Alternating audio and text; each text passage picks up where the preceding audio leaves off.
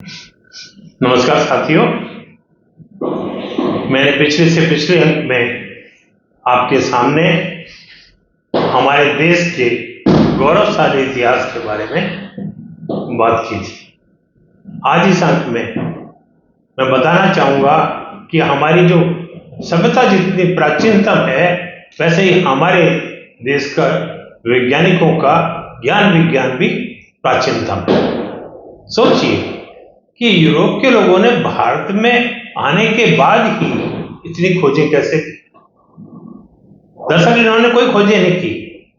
इन्होंने जो हमारे ऋषि मुनियों द्वारा ज्ञान और विज्ञान जो प्राप्त किया था, जो ग्रंथों में लिखा और जो आविष्कार किए थे, उनको चोरी करके उनको अपने नाम का श्रेय देने का पाप किया। हमारे ऋषि मुनि और जो वैज्ञानिक लोग थे, उन्होंने सारा ज्ञान प्राप्त किया वेदों से। वेदों की लिपि आज भी धरोहर मानी जाती है। वेद, हमारे जो वेद हैं वो 4।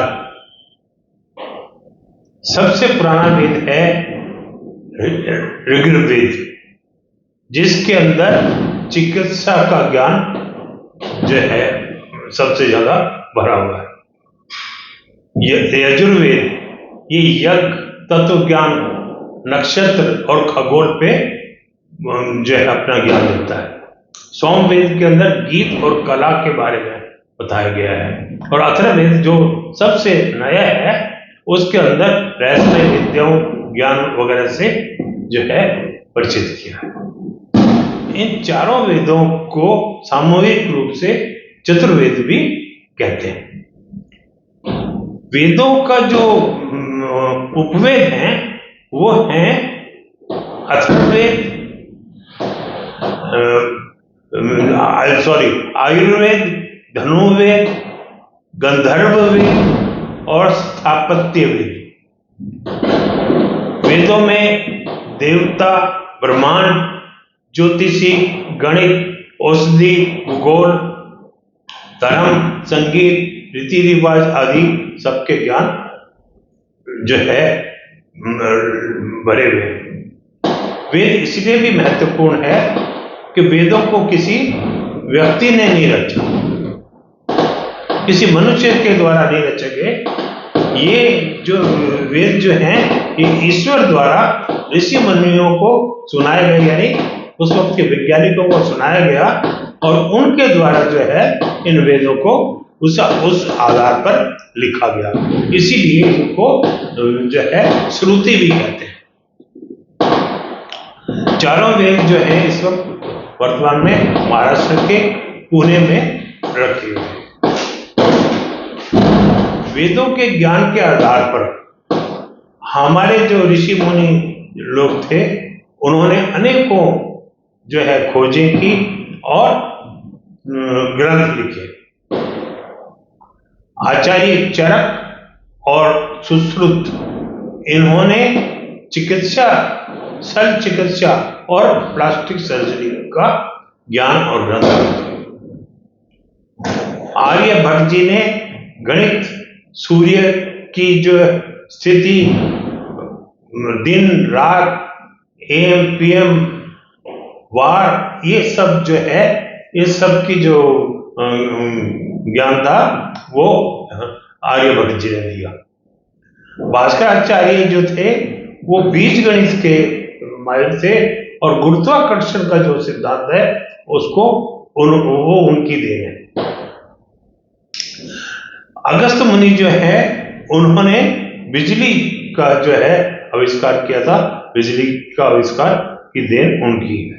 नागार्जुन रसायन विज्ञान के थे। वराह मिहिर खगोल शास्त्र के थे। कपिल मुनि जी ब्रह्मांड विज्ञान के थे। कणाद जो है आणविक विज्ञान के थे। भारद्वाज विमान विज्ञान के थे। और पणिनि जो ऋषि थे, उन्होंने सबसे पहला व्याकरण लिखा था। अर्थात शून्य से लेके मंगल तक सब खोज भारत की रही। भारत ही इन खोजों को करने वाला रहा। ज्यामिति, पाई का मान, रिलेटिविटी का सिद्धांत जैसे अनेकों आविष्कार भारत के ऋषि मुनियों ने ही किए थे। हमारा ज्ञान इतना वो था, शिखर पे था कि उसका मुकाबला कोई नहीं कर सकता। आज के इस अंक में मैं सिर्फ चिकित्सा विज्ञान के बारे में बात करूंगा, जो चरक और सुश्रुत ऋषि द्वारा खोजा किया गया। रामायण काल के अंदर आपको ये मिल जाएगा कि उस समय ऋषि च्वन ने श्री राम के पूर्वज राजा युवानाद के गर्भ से ही पुत्र का उत्पन्न किया था। यानी आज तो विज्ञान के अंदर पुरुष से पुरुष में भी गर्भाधान कर देते हैं, लेकिन हजारों साल पहले हमारे यहाँ पे उन्होंने किया था। दरअसल उनको पुत्र शिशु और संतान की प्राप्ति नहीं हो रही थी, तो च्वन ऋषि ने उनके लिए औषधि तैयार की और गलती से जो औषधि रानी को देनी थी वो राजा स्वयं पी गए। इस कारण से वो गर्भाधान हो गया और उनके गर्भ को निकालने के लिए जो है देवी चिकित्सक और अश्विनी कुमार आए। उन्होंने सिजेरियन विधि से गर्भ से शिशु को निकालने का काम किया और वो जो शिशु है वो स्वस्थ हुआ, बड़ा हुआ। उस शिशु का जो नाम था माँ धाता राजा बने वो, और इतने सुरवीर बने, उन्होंने 100 सुरवीर जो है यज्ञ किए और 100 अश्वमेध यज्ञ किए। वो इतने महान राजा बने। दूसरा, यज्ञवेद के अंदर एक रानी विषपाला का जिक्र आता है। उनका लड़ाई में एक जो है पांव कट गया था और हमारे जो है सर्जरी के द्वारा हमारे उस वक्त के ऋषि मुनियों ने वो जो है इतनी विकसित कर रखी थी कि रानी को जो है आर्टिफिशियल लोअर लैम्ब लगा दिया था उस काल में, जिस काल में कोई सर्जरी का नाम लेवा भी नहीं था। हजारों साल पहले आंखों की सर्जरी हमारे जो है ऋषि मुनियों ने सीख ली थी और उसका ज्ञान दिया था। छत्रपति शिवाजी महाराज ने 1675 के अंदर तंजावुर के अंदर मराठा साम्राज्य की स्थापना की थी और उनके वंशज थे राजा सरगोशी नेत्र जो है चिकित्सा के विशेषज्ञ थे। उनको नेत्र की जो है रोग विशेषज्ञ थे और साथ ही उनको की जो है सर्जरी का भी ज्ञान था। जो सरगोजी थे उनके वंशज हुए हैं श्री बाबा भोसले। उन्होंने उस वक्त के जो सरगोशी साहब के जो टाइम के जो पर्चे थे वो जो है चेन्नई के शंकरा नेत्राचार्य के निर्देशक ज्योतिष मर्ग विश्वास को दिए थे। उन्होंने बताया था कि जो सरगोशी जी थे वो एक नेत्र चिकित्सा चलाते थे और उन्होंने अपने हाथ में प्राकृत भाषा के अंदर विभिन्न जो है पर्चे यानी प्रिस्क्रिप्शन लिखे हुए थे। वो एक धन्वंतरी महल नाम से एक नेत्र चिकित्सालय चलाया करते थे। ये जो निर्देशक थे ज्योतिर्मर्ग विश्वास, इन्होंने बताया कि दुबई में आयोजित विश्व ऑप्थोल्मोलॉजी अंतर्राष्ट्रीय सम्मेलन में उन्होंने इसी विषय पे अपना एक रिसर्च पत्र प्रस्तुत किया था, जिसमें सरगोजी जी के समय के वो पेपर भी उन्होंने सबमिट किए थे। उन्होंने बताया कि वहां के विशेषज्ञों ने मानना कि नेत्र चिकित्सा के क्षेत्र के अंदर जो यूरोप का जो ज्ञान है वो बहुत कम है। भारतीय विज्ञान जो है उसकी जो है कोई बराबरी वो नहीं कर सकता है। शल्य चिकित्सा का जो बारे में मैं एक आपको ताजा उदाहरण बताना चाहता हूं कि टीपू सुल्तान और अंग्रेजों के बीच युद्ध हुआ। उस युद्ध में जो टीपू सुल्तान की भोजन सामग्री लेके जो लोग जा रहे थे, उनको अंग्रेजों के जो भोजन सामग्री लेके जा रहे थे, उनको टीपू सुल्तान के सैनिकों ने पकड़ लिया और उसके अंदर एक जो चलाने वाला था उस गाड़ी को, उसका नाम था कोसाजी। उस कोसाजी को पकड़ के रख लिया और जब युद्ध खत्म हुआ तो टीपू सुल्तान के आदेश पर उसकी नाक काट दी। जब उसकी नाक काट दी गई तो वो जो है अंग्रेजों ने अपने डॉक्टरों से उसका इलाज करवाना शुरू किया, लेकिन वो बोला नहीं, मैं जो है दूसरे एक चिकित्सक हैं उनसे मैं इलाज करूँ। अंग्रेज डॉक्टरों ने डांटा भी, लेकिन वो नहीं माना और वो जो है एक चिकित्सक थे मिस्टर कुमार, जो भट्टे, वैसे वो भट्टे का कारोबार करते थे, लेकिन वो जो है सर्जरी के मामले में काफी तेज थे। और कोसा जी ने क्या किया, उसके माथे की जो चमड़ी है वो निकाल के नाक पे लगा दी और उसके धीरे धीरे नाक भी ठीक हो गया और माथे की जो है चमड़ी भी वो आ गई।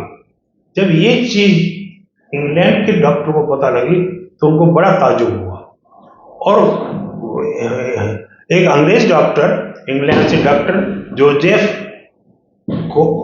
कॉन्स्टेंटाइन कोपरियू लंदन से कुमार के पास आए और वर्षों तक उन्होंने उनसे शल्य चिकित्सा यानी सर्जरी का ज्ञान प्राप्त किया। उसके बाद वो लंदन गए और उन्होंने 1916 में पहली प्लास्टिक सर्जरी की। कुमार से जब पूछा गया कि आपको प्लास्टिक सर्जरी का ज्ञान कैसे हुआ, तो उन्होंने कहा आचार्य सुश्रुत के द्वारा लिखी हुई सुश्रुत संहिता में ये पूरा विवरण उसने दिया हुआ, मैंने उसी को देख के ये किया है। सुश्रुत संहिता के बारे में थोड़ा मैं बताना चाहूंगा। सुश्रुत जो संहिता है वो उसके अंदर जो है बड़े विस्तार से बताऊं, उससे पहले बता दूं, आचार्य सुश्रुत दुनिया के सबसे पहले शल्य चिकित्सक रहे, सर्जन रहे। उनको फादर ऑफ सर्जरी भी कहा जाता है। वो 125 तरह के जो है उपकरण यूज करते थे सर्जरी के लिए और 300 प्रकार के ऑपरेशन प्रक्रियाओं की उन्होंने खोज की थी। उन्हें कॉस्मेटिक सर्जरी के अंदर विशेषज्ञता प्राप्त थी, यानी उसके वो स्पेशलिस्ट थे। नेत्र चिकित्सा भी करते थे। उनकी संहिता के अंदर मोतियाबिंद का ऑपरेशन कैसे करना है वो पूरा विस्तार के साथ जो है उसके अंदर उन्होंने बताया। सर्जरी के द्वारा बच्चा पैदा करना यानी कि सर्जरी से जो डिलीवरी होती है वो करवाने की प्रक्रिया उन्होंने लिखी थी। टूटी हुई हड्डियों को ढूंढना और उसको ठीक करना, इसका भी ज्ञान उनको था। और उसमें उसके अंदर भी उनको जो है उनकी स्पेशलिटी थी। शल्य चिकित्सा के दौरान जो दर्द होता है, उस दर्द को दूर करने की औषधि का भी उन्होंने आविष्कार किया था। इसीलिए उनको जो है के संज्ञाहरण यानी सुन करने की जो वो विधि है, उसका पितामह कहा जाता है। सुश्रुत संहिता के अंदर 18वीं सदी में उसका अरबी में भी अनुवाद हुआ था और उस किताब का नाम था किताबे सुश्रुत है। ये 2 खंडों के अंदर थी, एक पूर्व तंत्र और एक अधर तंत्र। संहिता के अंदर हाथों के कैंसर, हाथों में जो कैंसर के जो हानिकारक टिश्यू बन जाते हैं, उनको रिमूव करने का भी पूरा जो है विवरण दिया है, उनको कैसे रिमूव किया जा सकता है। और सिजेरियन ऑपरेशन की और न्यूरो सर्जरी, प्लास्टिक सर्जरी, इन सब का विस्तार से उसमें वर्णन।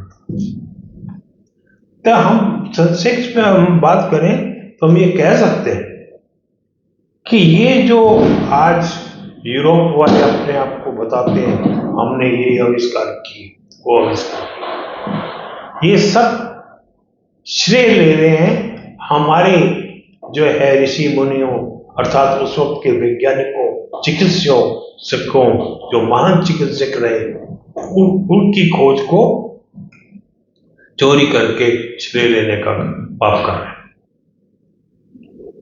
हमारे पास ये ज्ञान उस वक्त था जिस वक्त दुनिया के अंदर कोई लिखना पढ़ना तक नहीं जानता।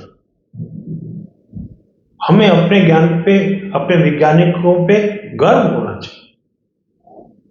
लेकिन दुर्भाग्य की बात है, हमारे देश के अंदर जो आजादी के बाद जो सिस्टम आया, उन्होंने हमारे जो गौरवशाली जो अतीत है, हमारा ज्ञान विज्ञान है, उसके बारे में सब छुपा दिया। इसी तरह हमारे जो इतने महान योद्धा हुए, उनके बारे में भी कोई ज्ञान नहीं दिया। हमें सिर्फ मुगल पढ़ाए गए, और ये उसमें भी वो पढ़ाया गया जिस लड़ाई में हमारे लोग हारे। हमारे लोगों ने कितनी बुरी तरह उनको हराया, कितनी बार हराया, इसका कुछ नहीं। मेरी कोशिश रहेगी और भी जो चिकित्सा के अंदर कोई जो प्रवृत्तियां हैं, जो और मैंने महान ऋषियों के नाम लिए हैं जिन्होंने बिजली का आविष्कार किया, विमान का आविष्कार किया, उस पर मेरी खोज जारी है। मैं कोशिश करूंगा जल्दी उस पर भी बनाऊं। और मैंने कोशिश की थी हमारे जो योद्धा हैं, जो हमारा जो वो इतिहास है उस पर बनाने की, तो वो बहुत विस्तृत है, बहुत बड़ा है। तो मैंने ये सोचा कि मैं एक एक दो दो जो हमारे योद्धा हैं, उनकी जीवनी, उनके द्वारा किए हुए जो है पराक्रम को इस अपने वीडियो के माध्यम से आपके बीच में मैं रखूं। मेरी ये कोशिश है कि मैं जितनी को हो सके अपने प्राचीन गौरवशाली अतीत के आपके सामने रख सकूं। और मेरी इच्छा है कि हमारी सरकार प्राइमरी स्कूल से हमारे वेदों को जो है पढ़ाई में, पाठ्यक्रम में शामिल करे, ताकि हमारे बच्चे ज्ञान ले सकें। आपने देखा है जो दूसरे धर्म के लोग मदरसे के अंदर बचपन से, हालांकि उनको तो गंदा ज्ञान देने की आदत है, वो बचपन से ही दीन के नाम पे जहर भरने का काम बच्चों में करते हैं। तो क्या हम बचपन से ही अपने बच्चों में अपने गौरवशाली इतिहास के बारे में नहीं बता सकते। हम नहीं बता सकते कि हम उन पूर्वजों की औलाद हैं जिन्होंने कितने बड़े बड़े आविष्कार किए, कितने बड़े बड़े युद्ध लड़े। इस दुनिया के अंदर शिक्षा का ज्ञान सबसे पहले हम में आया, और हमसे ज्यादा सूरवीर कोई है ही नहीं। जो ये अपने आप को सूरवीर बताते हैं, हमारे पूर्वज तो इतने महान थे जिन्होंने जो है इतने संकट के बावजूद अपने आप को सनातनी बना के रखा। और जो अपने आप को बहादुर बोलते हैं वो डरपोक पूर्वजों की औलाद है जिन्होंने डर से या स्वार्थ से अपना धर्म बदल दिया।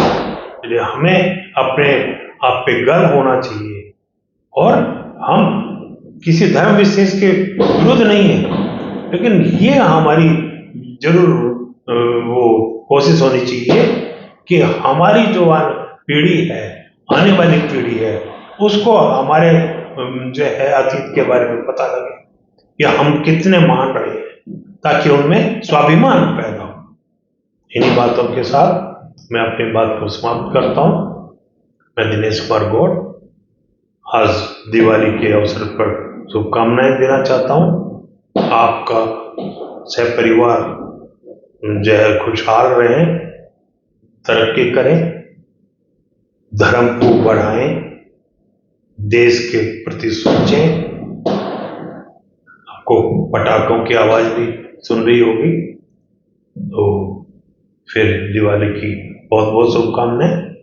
और इसी प्रार्थना के साथ अगर मेरा ये प्रयास आपको अच्छा लगा तो मेरे इस वीडियो को शेयर करें, लाइक करें, और मेरे चैनल दिनेश कुमार गौड़ को अगर सब्सक्राइब नहीं किया है तो कृपया सब्सक्राइब करें। नमस्कार, जय हिंद।